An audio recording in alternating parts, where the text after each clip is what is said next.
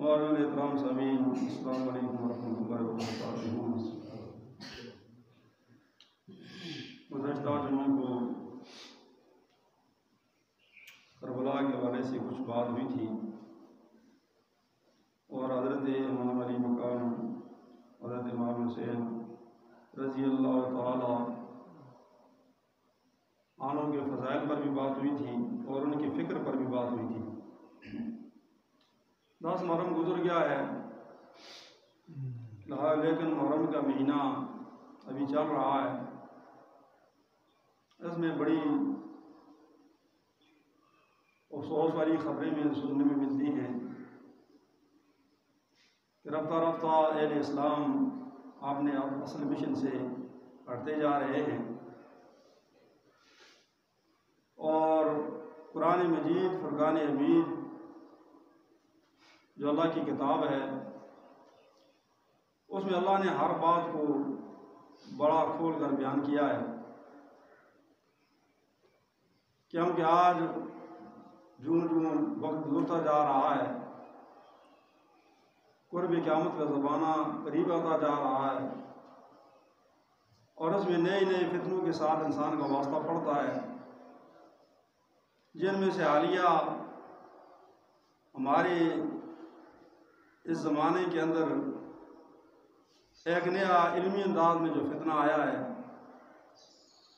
जो लोगों ने यजीद का दफा करना और यजीद को बुज़ुर्ग बनाना और यजीद को रहमतुल्लाह अलैह कहना और यजीद को अमीरुल मोमिनीन कहना और मुख्तलिफ हीलों बहानों से उसके ऊपर पर्दा डालने की कोशिश की जा रही है, जो बहुत बड़ी इल्मी ख़यानत है। अगरचे वक्त के तकाज़े के एतबार से ये मौजू बड़ा ख़तरनाक है, लेकिन किसी दबाव, किसी लालच या किसी दुनियावी ओहदे की गरज से इंसान इल्म को छुपा दे, हक बात बयान न करे,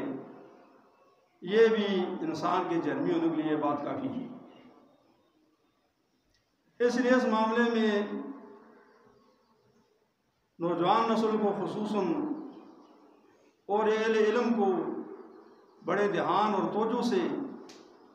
मेरी बात को वो सुने, इसलिए इस खुतबे को मैं रिकॉर्ड भी करवा रहा हूँ, क्योंकि जब कोई आदमी किसी आलम की, किसी बुजुर्ग की गुफ्तगू सुन रहा होता है तो अक्सर औक़ात लोग उसी की बात पर यकीन कर बैठते हैं और जो कोई आदमी कह रहा तो वह कहता है ये ठीक है तो होगा। अब बयान करने वाली की जिम्मेदारी है कि वो ठीक कह रहा है या गलत कह रहा है, और एक दिन अल्लाह तबारक व तआला के यहाँ पहुँच कर हिसाब व किताब देना भी है। तो हज़रत इमाम हुसैन और यजीद के मतलब बहुत सी इल्मी गलतफहमियाँ लोगों के अंदर पैदा की जा रही हैं और उनमें से एक बड़ा बहाना यह भी बनाया जाता है कि भाई अगर आप यजीद का दफा नहीं करते, आप यजीद को नहीं बचाते, आप यजीद को अमीरुल मोमिनीन साबित नहीं करते, खलीफा साबित नहीं करते, तो वो यजीद का दफा करने वाले ये कहते हैं तो फिर सहाबा किराम के मुतालिक लोगों की ज़ुबानें खुल जाएंगी, जबकि ये यजीद को पाक साफ करने का एक बहाना उनके हाथ आया हुआ है। और दूसरा उनका मौक़िफ़ यह है कि नौज़ बिल्लाह बहुत से इल्म आज ये बात कर रहे हैं कि वाक़या करबला को मुहर्रम के महीने में बयान ही नहीं करना चाहिए कि यह शियों के साथ मुशाबहत है, यह भी एक धोखा है। इसलिए कि शिया और सुन्नी जो है उनके अपने अपने अकायद हैं, अपने अपने उनके बुजुर्ग हैं, अपने अपने उनके इमाम हैं। क्या शियों के मुकाबले में सुन्नी कोई ऐसे यानी इल्मी एतबार से लावारिस हैं कि उनके पास कोई बुजुर्ग, कोई इमाम, कोई मुहद्दिस नहीं है कि उन्होंने कोई मौक़िफ़ बयान किया होगा? कि हम शिया का बहाना बनाकर एक बड़े अजीम मकसद और बड़ी फजीलत से महरूम हो जाएं कि भाई शिया हज़रत इमाम हुसैन का नाम लेता है, हज़रत अली का नाम लेता है, उनका तज़किरा करता है और उनसे मोहब्बत करता है, लिहाजा अगर हमने हज़रत अली का नाम लिया, हज़रत इमाम हुसैन का नाम लिया तो हम शिया हो जाएंगे। ये इल्मी एतबार से एक बड़ी बाउंड्री से ये बात है। दूसरी बात यह है कि जो वो ये बहाना करते हैं कि अगर यजीद का दफा नहीं करोगे तो लोगों की जुबानें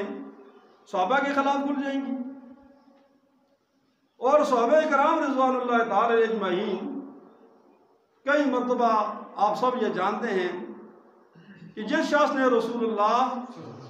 सल्लल्लाहु अलैहि वसल्लम को ईमान की हालत में देखा और उसका खात्मा भी ईमान पर हुआ, उसको सहाबी कहा जाता है। अब सहाबी पर जुबान खोलने का क्या मतलब है? अगर कोई आदमी किसी भी सहाबी का नाम लेकर या इशारे के नाये के अंदर भी किसी सहाबी को कोई बुरा भला कह दे, कोई उन पर तान व तशनीह करे, वो तो सहाबा की शान में गुस्ताखी होगी। लेकिन जब कोई आदमी सहाबा किराम रिज़वानुल्लाह ताला अजमईन को सहाबी मानता हो और उनका अदब एहतराम भी करता हो, कोई उन पर लान तान भी ना करता हो, तान और तशनीह भी ना करता हो,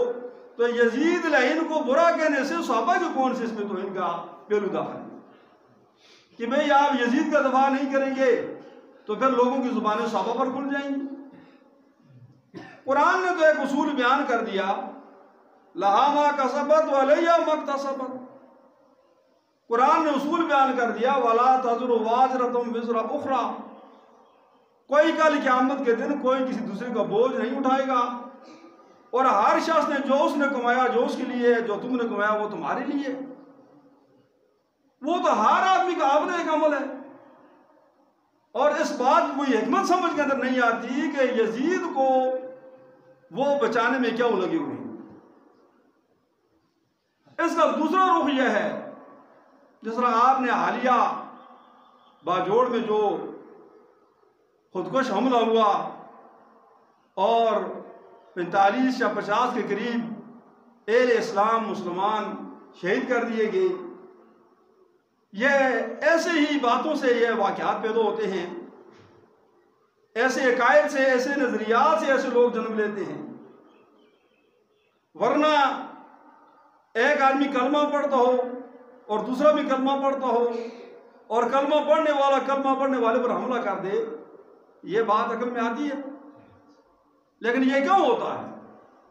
ये इसलिए होता है कि उनका ज़हन ऐसा बनाया हुआ होता है, एक मखसूस सोच, मखसूस फिक्र से जो आदमी भी इख्तिलाफ करेगा उनके नज़दीक वो काफिर होता है। और जाहिर है कि काफिर को फिर नुकसान पहुंचाना, अगर जो उसकी भी आगे उसूल कानून है, डर से आप किसी काफिर को भी इस तरह नहीं मार सकते। लेकिन अब एक आलम का बयान आया कि भाई ये खारजी लोग हैं और जो खारजी हम करते हैं इसको भी आप समझें कि किसी आदमी का माज आलम हो जाना, कुरान पढ़ लेना या कुरान पर उसकी गहरी दस्तरस हासिल कर लेना या हदीस पढ़ लेना या हदीस का माहिर हो जाना, यह तो इल्म आ गया। इल्म के बाद अगर वो अमल भी करता है, वो बड़ा नमाजी है, तहज्जुद गुजार है, रोजेदार है, लेकिन इसके बावजूद ये जो बात मैं कर रहा हूं ये खुद हदीस के अंदर मौजूद है। और अल्लाह के नबी ने हज़रत उमर जैसे जलील कद्र सहाबी और खलीफा दोम को मुखातब करते हुए फरमाया था कि आपने जब गुस्ताख रसूल को कत्ल करने की इजाज़त चाहिए इरादा किया, आपने कहा नहीं छोड़ दो, कि इसके पुश ऐसे लोग पैदा होंगे जिन लोगों के रोज़ों के मुकाबले में तुम अपने रोज़ों को कीर जानो और उन लोगों के नमाज के मुकाबले में तुम अपनी नमाज को कीर जानोगे। और फरमाया कुरान पढ़ने में इतने माहिर होंगे, जिस तरह के तीर छील होता है इस तरह कुरान की जेर जबर शद मद पेश को ठीक पड़ेंगे। लेकिन फरमाया इस्लाम से ऐसे निकल जाएंगे जैसा तीर कमान से निकल जाता है। जिस हदीस से यह पता चलता है कि वो खारजी लफ्ज कहना ज़बान से तो बड़ा आसान है, हदीस में उसको बड़ी और भी अलामात आई हैं। हमेशा वो सर मंडवाने वाले होंगे और उनकी सलवारें नसब पिंडली तक होंगी। अब ये जो हम लफ्ज़ खारजी इस्तेमाल करते हैं, वह बहुत से ऐसे लोग जिनके पास इल्म होगा, कुरान पढ़ते पढ़ाते होंगे, बल्कि जो अल्लाह के नबी ने अपने सहाबी को यह कहा और खलीफा राशिद को यह कहा कि बाजार देखने में वो ऐसे नेकोकार होंगे कि उनके मुकाबले में तुम अपनी नेकियों को कीर समझो, लेकिन इस्लाम से उनका कोई ताल्लुक नहीं होगा। क्योंकि उनको दिल के अंदर रसूलुल्लाह सल्लल्लाहु अलैहि वसल्लम की वो मोहब्बत, वो प्यार, वो इश्क नहीं होगा। और ऐसे ही जो रसूल सल्लल्लाहु अलैहि वसल्लम की औलाद के दुश्मन हैं। अब हम अगर कहें कि जो लोग यजीद को अच्छा समझते हैं, जो लोग यजीद को बुजुर्ग बनाने की कोशिश करते हैं और साथ वो कि ये कहते हैं कि भाई हमारा अहले बैत के साथ तो बड़ी मोहब्बत है, हमें इमाम हुसैन के साथ तो बड़ी मोहब्बत है, ठीक है मैं इस बात को मान लेता हूं, तो फिर तुम एक तरफ जब यानी अहले बैत के मुखालिफिन को तारीख अगर झूठा, फासिक और फाजिर साबित करे तो आप कहते हैं भाई ये तारीख की बातें नहीं है, चलो छोड़ो तारीख को। फिर आपके दिल में अगर अहले बैत की मोहब्बत है, तारीख को एक तरफ रखो, वह अहादीस का ज़ख़ीरा कहाँ ले जाना चाहते हो कि जिनके अंदर अल्लाह के नबी ने हज़रत इमाम हसन, हज़रत इमाम हुसैन की फजीलतें बयान की। और अभी एक मुफ्ती साहब फेसबुक पर वो नक्शा बनाकर दिखा रहा था कि भाई फरात वहाँ है, दमिश्क वहाँ है, शाम वहाँ है। यह वाक़या करबला दूसरे लफाज में वो ये साबित करना चाहता था कि यह पेश ही नहीं हो। अब उस इल्म को आप दाद दें और आपको ऐसे मुफ्ती और ऐसे साहिब इल्म मुबारक हों जो जोग्राफिया और तारीख पर तो ज़्यादा यकीन रखते हैं, लेकिन रसूलुल्लाह सल्लल्लाहु अलैहि वसल्लम की बात पर यकीन नहीं रखते। अगर आपके दिल के अंदर अहले बैत का बोझ नहीं है, फिर छोड़ो वाक़या करबला को भी, कम अज कम वो हदीस तो बयान कर दो माह मुहर्रम के अंदर जो अहले बैत की शान में आई।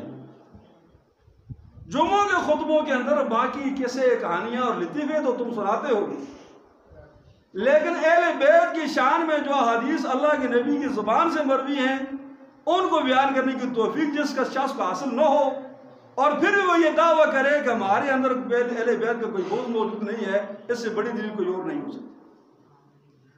कम अज कम वो हदीस ही बयान कर दें कि जिनमें अल्लाह के नबी सल्लल्लाहु अलैहि वसल्लम ने अहले बैत का तज़किरा किया। अब वो मुफ्ती साहब के जो नक्शे बनाकर ये कहता है कि यह करबला का वाक़या तो पेश ही नहीं हुआ, तो हदीस की मुख्तलिफ किताबों के अंदर मुख्तलिफ अल्फाज में यह हदीस आई है। मुस्नद अहमद के अंदर हजरत उम्मे सलमा रज़ी अल्लाह तआला अन्हा से रवायत है और सिलसिलातुल अहादीस सहीह में आयशा सिद्दीक़ा रज़ी अल्लाह तआला अन्हा और हजरत उम्मे सलमा दोनों से रवायत है। फरमाया कि रसूलुल्लाह सल्लल्लाहु अलैहि वसल्लम हमारे यहाँ तशरीफ फरमा थे, तो रसूल सल्लल्लाहु अलैहि वसल्लम ने कहा कि मेरे पास एक ऐसा फरिश्ता तशरीफ लाया जो फरिश्ता इससे पहले कभी जमीन पर नहीं आया और आइंदा भी नहीं आए। और उस फरिश्ते ने आकर मुझे यह इतला दी कि आपके बेटे हजरत हुसैन रज़ी अल्लाह ताला अन्हु को फरात के किनारे, बाकायदा उसका नाम लिया और मुफ्ती साहब नक्शा बना रहा है कि फरात वहां, उसको यानी अल्लाह के नबी की बात पर यकीन नहीं है। वो जोग्राफियों पर और वो तारीखी बातें जब उनके खिलाफ होती हैं उनको कहते हैं ये झूठ है, और जब उनके हक में अगर बात आ जाए, अगर हदीस के खिलाफ भी क्यों ना, उसको वो बड़ी शद्दत से बयान करते हैं कि वहां यजीद का दफा हो रहा होता है। ये उनके यजीद के साथ मोहब्बत और इश्क का ये मकाम और ये यहाँ पर वो पहुंच चुके हैं। तो अल्लाह के नबी ने अपने अज़वाज मुतहरात को कहा कि उस फरिश्ते ने मुझे ये इतला दी कि आपके बेटे हजरत इमाम हुसैन को इस दरियाए फरात के किनारे शहीद कर दिया जाएगा। और फरमाया फरिश्ते ने अगर आप चाहें तो मैं आपको उसकी मट्टी दिखा दूं फरमाया फिर उन्होंने मुझे सुर्ख रंग की मिट्टी भी दिखाई। और ऐसे ही एक दूसरे हदीस के अंदर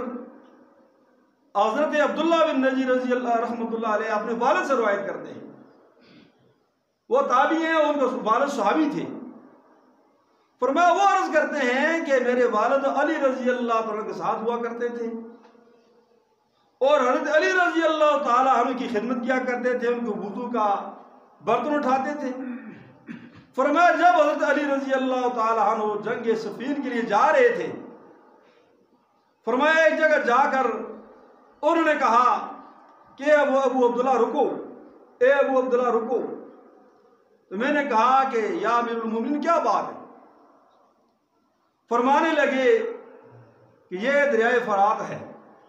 और रुको के इसके मुतल्लिक़ रसूलुल्लाह सल्लल्लाहु अलैहि वसल्लम ने मुझे ये कहा था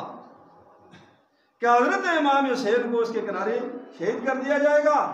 और अली रज़ी अल्लाह ताला उस वक्त हज़रत अब्दुल्ला बयान कर ये कहा कि जब अल्लाह के नबी ने मुझे इत्तला दी थी, साथ ये भी कहा था अगर तुम चाहो तो तुम्हें मैं उसकी मिट्टी दिखा दूं।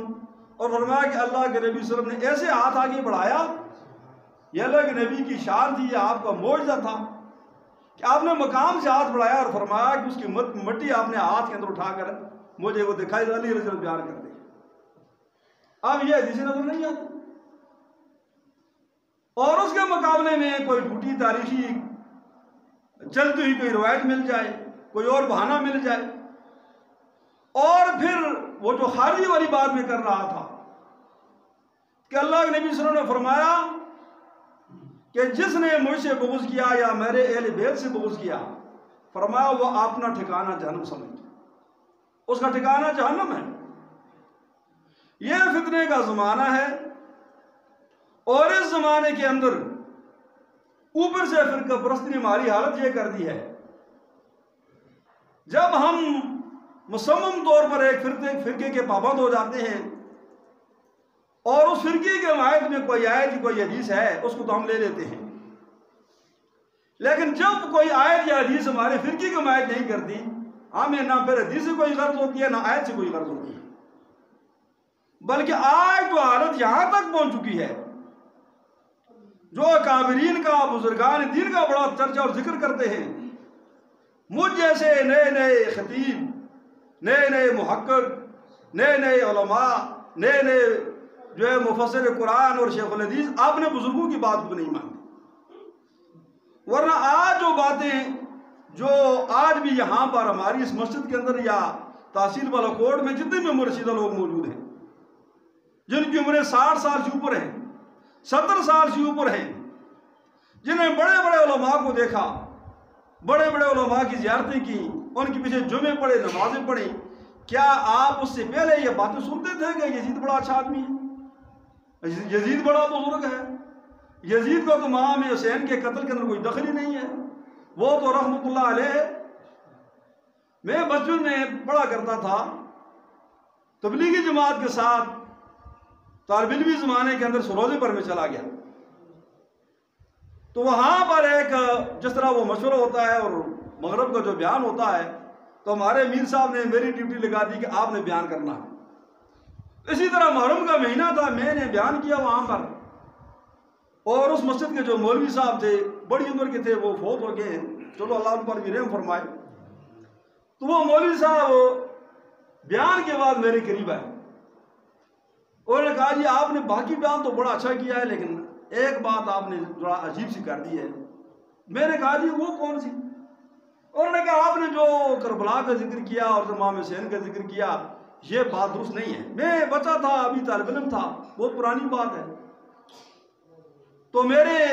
ताया साहब जो थे, अल्लाह ताला की मग़फ़िरत फरमाए, वो बड़े जयीद आलम थे। 2-3-4 दिनों के बाद मैं उनके पास चला गया, मैंने कहा जी कि मैंने इस तरह वो बयान कर दिया एक मस्जिद में, और एक मौलवी साहब ने मुझे इस तरह कहा। वो बड़े तजब के अंदाज में मुझसे कहने लगे, क्या ऐसा भी कोई मौलवी है जो यजीद को अच्छा कहता है? यानी उस वक्त उनकी उम्र तकरीबन 60 के लगभग थी, और जो लाहौर से यहाँ तक खिताबत करते रहे, लेकिन उन्होंने तजब के अंदाज में मुझसे यह कहा कि मैं तो पहली मरतबा तुमसे यह सुन रहा हूँ कि कोई ऐसा भी मौलवी है जो यजीद को अच्छा कहता है। लेकिन उस वक्त क्योंकि ज़्यादातर लोग जो थे वो रासुख़ुल अक़ीदा थे, उनके दिलों के अंदर अल्लाह उसके रसूल की मोहब्बत थी, अहले बैत की मोहब्बत थी, सहाबा की मोहब्बत थी। जो जो वक्त गुजरता गया नए नए फितने सामने आते रहे। तो अब वो बात जो ज़माने में एक मौलवी ने मुझे कोने में दूर ले जाकर कान में कही थी, आज हर मस्जिद से वही आवाज़ बुलंद हो रही है कि यजीद बड़ा अच्छा आदमी था जी, उसका इमाम हुसैन के कत्ल के अंदर कोई दखल नहीं है। जबकि बदबख्त इतनी सी बात पर भी गौर नहीं करते। अब्दुल्ला बिन ज़ियाद जो था, उससे कबल वहाँ के गवर्नर नुमान बशीर साहबी रसूल थे और कहते हैं कि यजीद का इमाम हुसैन के कत्ल के अंदर कोई अमल दखल नहीं है। और नुमान बिन बशीर नरम दिल थे, तो हजरत इमाम हुसैन जब वहाँ पर गए तो यजीद ने उनको गवर्नरी से हटाकर अब्दुल्ला बिन ज़ियाद को वहाँ का गवर्नर मुकर दिया। यानी ये हजरत इमाम हुसैन के साथ नरमी बरतेंगे नुमान बिन बशीर, लिहाजा इनको उठाकर अब्दुल्ला बिन ज़ियाद जो जल्लाद और जो नस्ल दर नस्ल उसकी जो शकावत कल्बी थी उसको वो जानता था, उसको गवर्नर मुकर्रर किया। और कहते हैं कि नहीं जी इमाम हुसैन के शहादत का तो यजीद को खबर ही नहीं। और फिर जब खबर नहीं थी, फिर जब उनको शहीद कर दिया गया, करबला के बाद उन्होंने जो गुल खिलाए उनको कहाँ छुपाते हो। और फिर जब काबा पर जिसको हदीस की किताबों के अंदर मुझे इस बात पर बड़ा अफसोस होता है, लेकिन ये बातें साहिब इल्म के लिए मैं कर रहा हूँ जो लोग इल्म रखते हैं, लेकिन कुरान ने बहुत पहले ये बात कह दी, इन्नल्लज़ीना यक्तुमून मा अंज़लल्लाहु मिनल किताब व यश्तरून बिही समनन कलीला उलाइका मा याकुलून फी बुतूनिहिम इल्लन नार वला युकल्लिमुहुमुल्लाहु यौमल क़ियामति वला युज़क्कीहिम वलहुम अज़ाबुन अलीम। इल्म जो है वो सिर्फ इंसान की निजात के लिए काफ़ी नहीं है। इसलिए कुरान ने कहा कि बेशक वो लोग जिन पर किताब उतारेगी और वो उस किताब को छुपाते हैं और उसको दुनिया के बदले बेचते हैं, और वो जो इल्म छुपा कर और दुनिया की एवज में बेच कर जो कुछ वो खा रहे हैं, फरमा अपने पेटों के अंदर वो आग भर रहे हैं। और फरमा कल क़यामत के दिन अल्लाह ताला ना इनसे बात करेगा न इनको पाक करेगा और उनके लिए ज़िल्लत और रसवाई का अज़ाब हो। इसलिए सिर्फ इल्म, कोई आदमी बहुत बड़ा आलिम है और उसको ये खबत हो जाए कि मैं बहुत बड़ा आलिम हूँ, इल्म निजात के लिए काफ़ी नहीं है, अमल भी निजात के लिए काफ़ी नहीं है। जब तक इल्म और अमल के दरमियान तवाज़ुन और फिर ख़ास तौर पर वो अकायद के जो अहले सुन्नत से मुराद यानी वो बनावटी किस्म के और नाम नहाद किस्म के अहले सुन्नत मुराद नहीं है कि जो आजकल हमने मुख्तलिफ नाम बनाकर जमातें तरतीब दी हुई हैं। वो जो हमारे अकायद की किताबें जो दरस निज़ामी के निसाब के अंदर पढ़ाई जाती हैं, वो उनको ज़रा उठा कर देखो, उनको खोलो, उनको पढ़ो, उनके अंदर क्या लिखा हुआ है। फिर अपने अपने काबरीन की किताबें उठाकर देखो, बड़े बड़े उलमाए देवबंद के जिस बड़े बड़े चोटी के आलम गुजरे हैं, उनकी किताबें उठाओ, उनके फतावे उठाओ, वो यजीद के मतलब क्या लिखते हैं। कोई बरेलवी मकतब में फ़िक्र से तलक रखता है, वो अपने काबरीन की किताबें उठाकर देखे, वो यजीद के मतलब क्या लिखते हैं। जो अपने आप को अहले हदीस कहलाते हैं, वो आज के अहले हदीस को छोड़े जो सूदिया से पैसे ले रहा है, वो अपने काबरीन की किताबों को उठाकर देखें कि वो उसका मतलब क्या लिख रहे हैं। शाह उलविया देलवी क्या लिख रहे हैं, शाह इस्माइल शहीद क्या लिख रहा है।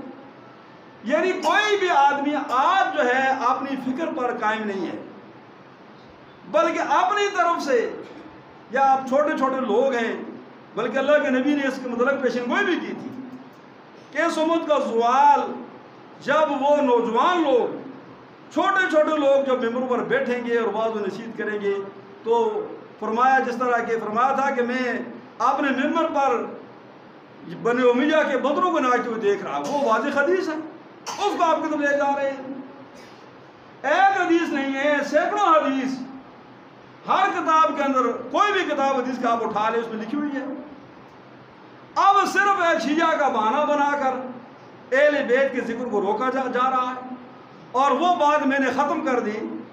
कि भाई शिया और अबू बकर सिद्दीक़ रज़ी अल्लाह तआला की खिलाफत का कायल नहीं है, वो हज़रत फारूक रज़ी अल्लाह की खिलाफत का कायल नहीं है, वो हज़रत उस्मान गनी की खिलाफत का कायल नहीं है। जब आप हज़रत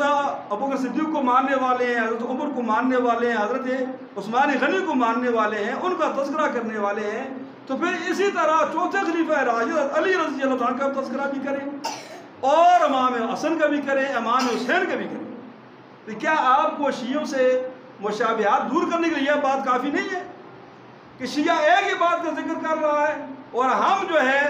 यानी हज़रत अली की फजीलत को भी मानते हैं, उसको भी बयान करते हैं, हज़रत इमाम हसन को भी मानते हैं, हज़रत इमाम हुसैन को भी मानते हैं, लेकिन सात खुलफाए सलासा को भी हम मानते हैं, उनकी तारीफ भी हम करते हैं। ये हमारे और शियों के दरमियान बहुत बड़ा फ़र्क है। लेकिन बुग़्ज़ अहले बैत जिनके दिलों के अंदर मौजूद है, वो शिया का बहाना बनाकर ये कहते हैं भाई कि करबला मुहर्रम के महीने के अंदर गोया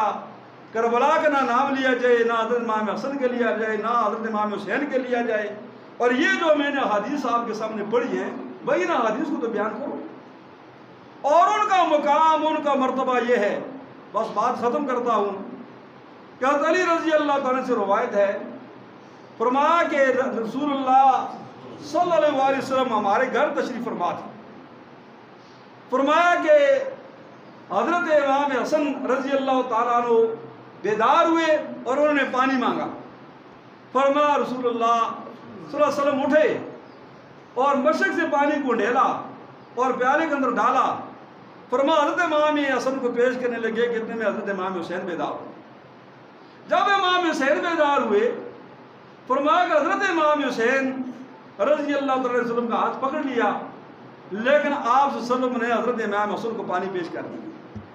फरमाया फातिमा रज़ी अल्लाह तआला ने कहा, या रसूल क्या आपको हज़रत हसन और हज़रत इमाम हुसैन से ज़्यादा प्यारे हैं? तो रसूलुल्लाह सल्लल्लाहु अलैहि वसल्लम ने फरमाया कि नहीं, मेरे मुझे दोनों प्यारे हैं, लेकिन हज़रत इमाम हसन का बनता कि उन्होंने मुझसे पहले मांगा, इसलिए मैं पहले उनको दे रहा हूँ। और फिर आपने फरमाया कि ए फातिमा, क्या तू इस बात से खुश नहीं है कि मैं और तू और ये दोनों और इनका बाप हज़रत अली रज़ी अल्लाह तआला फरमाया कि हमारा जन्नत के अंदर जो मकान होगा वह एक ही होगा। यह उनकी ख़ास शान, ख़ास फजीलत है। और भाई कम से कम यह हदीसें ही सुना दो। अगर आपके दिल में अहले बैत का बुग़्ज़ नहीं है, मुहर्रम का महीना हो और मुसलमानों के दिल ज़ख्मी हो, अल्लाह के रसूल सल्लल्लाहु अलैहि वसल्लम ने जब दूसरी हदीस के अंदर आता है कि वो भी उम्मुल मोमिनीन से रवायत है, फरमाया कि अल्लाह के नबी मैं तशरीफ़ लाई उम्मुल मोमिनीन हज़रत उम्मे सलमा बयान करके आप रो रहे हैं। मैंने फरमाया वसल्लम कि आपको किसी ने गुस्सा दिलाया है? फरमाया नहीं, मेरे पास हज़रत जिब्रील आए और जिब्रील ने आकर मुझे इतला दिया दूसरी हदीस है कि आपके बच्चे हज़रत इमाम हुसैन को शहीद कर दिया जाएगा। फरमाया उसके गम ने मुझे रुला दिया। जब जिसके मुतल्लिक़ अल्लाह के नबी सल्लल्लाहु उनकी शहादत से कबल गमगीन थे, उनकी तारीख का दिन आए, महीना आए और उसमें उनका नाम लेना आप गवारा न करें और उनके दुश्मनों को आप बुजुर्ग बनाते फिर कहें कि हमारे दिल के अंदर अहले बैत का कोई बुग़्ज़ नहीं, जबकि आपको छोटा सा मौलवी हो उसके पीछे आप 10, 12, 13 लंबे चौड़े कुले लगाते हैं। हज़रत इमाम हुसैन का कोई नाम लेते आप कहते हैं ये शिया हो गया, ये तो शियों की बात। तो इसी तरह हज़रत इब्न अब्बास से रवायत है, वो कहते हैं कि जब करबला के अंदर हज़रत इमाम हुसैन को शहीद किया गया,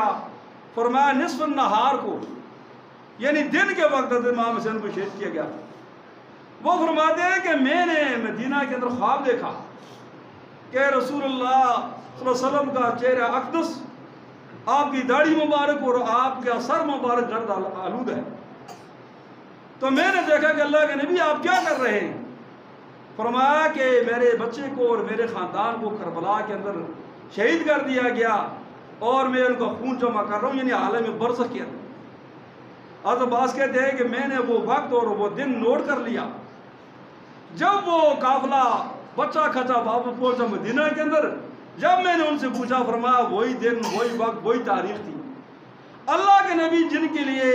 पहले भी गमगीन थे, बरज़ख़ के अंदर भी गमगीन हैं, उनकी शहादत का महीना है, उनकी शहादत के अय्याम हैं, और जो लोग उनके दुश्मनों का तज़किरा कर रहे हैं, आप खुदा को गवाह बना कर कहें इन लोगों का शुमार किन लोगों में समझें। फिर उन लोगों के दिल के अंदर कौन सी मोहब्बत है, कौन सा इश्क है जो उनको यजीद की मोहब्बत में मजबूर कर रहा है और फिर इमाम हुसैन की मोहब्बत में उनको बिल्कुल मजबूर नहीं करता। तो इसलिए वो जो हम खारजी खारजी कहते हैं, खारजी लोगों की दाढ़ियाँ भी बड़ी होंगी, वो नमाजी भी बड़े होंगे, रोज़ेदार भी बड़े होंगे, तजदगुजार भी बड़े होंगे, लंबे लंबे उनके कुर्ते भी होंगे, लेकिन अल्लाह के नबी ने फरमाया वो कलमा गो लोगों को मुसलमान नहीं समझ रहे होंगे और फरमाया इस्लाम से वैसे निकल जाएंगे जैसे कि तीर जो है वो कमान से निकल जाता। इसलिए यह फितने का ज़माना है, इसमें ईमान को बचाना इंतहाई मुश्किल है। और जहाँ तक यही बात यानी आगे ये मुख्तसर बात में यही करता हूँ कि आज भी मैं यही कहता हूँ, मुझे भी आप छोड़ें, बल्कि ये जिस तरह मैंने जिक्र किया कि जिस आदमी की उम्र 60 है 70 साल है, हालांकि 60-70 साल कोई ज़माना नहीं है, इससे भी आप पीछे चले जाए। जब इंडिया के अंदर दारूम देवबंद नहीं बना था, जब बरेली दारूम नहीं बना था, सहारनपुर नहीं बना था, क्या उससे कबल उलमा नहीं थी? ये जो हम किताबें दर्स निज़ामी की पढ़ते हैं, ये तो उससे कबल लिखी हुई, लेकिन हमारा दिमाग थोड़ा सा खुले, कुछ उससे बाहर निकले, अपने फिरके से अपनी जमात से बालातर होकर हमको जब पढ़ेगा तो पता चलेगा इनमें क्या लिखा हुआ है। या आज के खतीब अपनी चरब ज़ुबानी से जो बात कह रहा है उसको आज हम समझ रहे हैं, उसको आप समझ रहे हैं। जितना ज़माना नबी की वसल्लम से दूर जा रहा है उतना ही फितने के करीब जा रहा है, जितना ज़माना वसल्लम के नज़दीक है उतना ही ज़माना अफजल और आला है, लिहाजा वो लोग भी अफजल और आला है और उनका इल्म भी काबिल एतबार है। बाकुम से लो आप किस समत को जा रहे हैं और क्या नई नई बातें जो वो बना रहे हैं। इसलिए अल्लाह तबारक व तआला हमारा खात्मा ईमान पर फरमाए और हर किस्म की गुस्ताखी से, ख्वाह वो अम्बिया की शान के अंदर हो, ख्वाह वो सहाबा की शान के अंदर हो, ख्वाह वो ताबीन की शान के अंदर हो, ख्वाह अहले बैत की शान के अंदर हो, किसी भी किस्म की बेअदबी जो है वह इंसान के खात्मा सूद जो है उसका खात्मा ईमान पर नहीं होगा। जो आदमी बेअदब हो, जिसके दिल के अंदर अदब व एहतराम होगा